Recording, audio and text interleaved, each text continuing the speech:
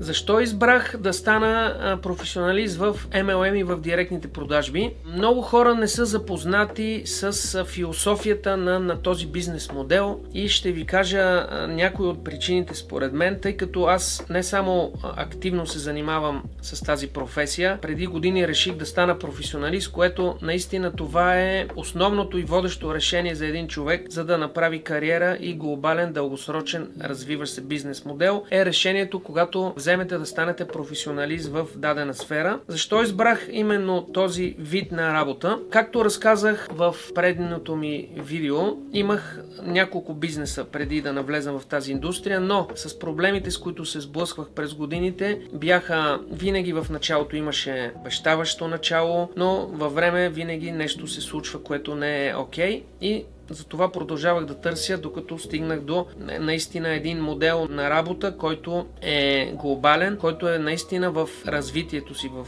цял свят, не само в България, и ни дава възможността да пътуваме, да се развиваме личностно, финансово, да обогатяваме себе си с различни култури, тъй като ние работиме вече в повече от 15 страни. Сме развили глобална мрежа и най-вече това е, че не исках да правя бизнес, от който да съм зависим с наемането на работници, работна ръка, а пък нашата индустрия е бизнес модел, който наистина не ви е необходимо да ангажирате, да наемате персонал. Наистина това е за мен едно голямо спокойствие и богатство, което ми дава свободата да пътувам, да се развивам и най-вече да не съм зависим от персонал. MLM бизнесът е бизнес модел, който отнема време определено, за да станеш успешен. Отнемат между 5 и 10 години, за да се изгради една стабилна, растяща мрежа. Крайната цел на такъв бизнес модел е пасивният доход за мене. Все още много малко хора разбират какво означава пасивен доход. Пасивен доход е,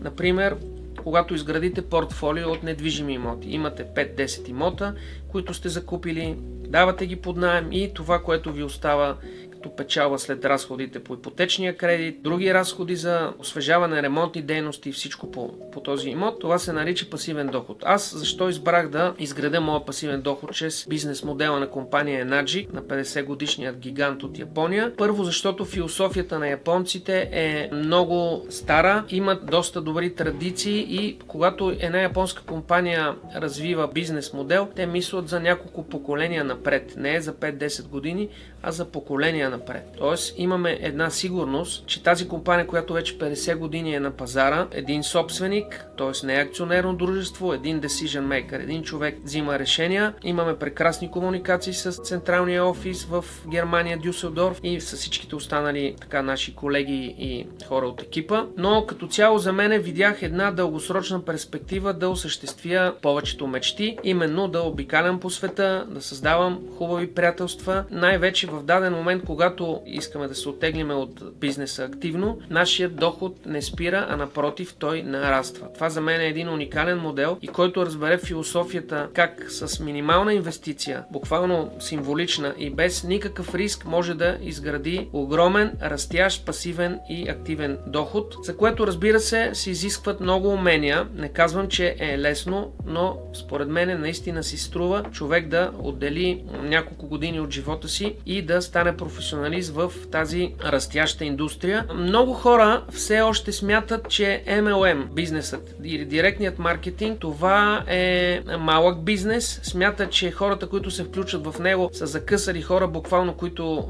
нямат никакви средства и са наистина крайно нуждащи се. Но смея да кажа, че аз се запознах с хора през последните 15 години, с няколко образования, хора с големи бизнеси, които са решили да се отдадат именно на тази индустрия заради едно от нещата е наемане на работници, на персонал. Другото е, че не трябва да се съобразяваме с системата, икономиката на дадена държава, тъй като ние имаме глобален пазар. Дори в една държава да има спад или определени ограничения или конфликти някакви, ние не се ограничаваме да развиваме бизнес на едно място. Така имаме няколко континента, неограничен брой хора, 7 милиарда хора има на планетата, така че имаме един уникален бизнес модел, но моят съвет за всеки, който иска да започне такъв бизнес, е първо да си намери компанията наистина, която го вдъхновява. Продуктите наистина са много важни, да имате ментори, които да следвате и да не се отказвате от мечтите си, тъй като наистина цената, която трябва да заплатиме за успеха, според мен наистина си струва.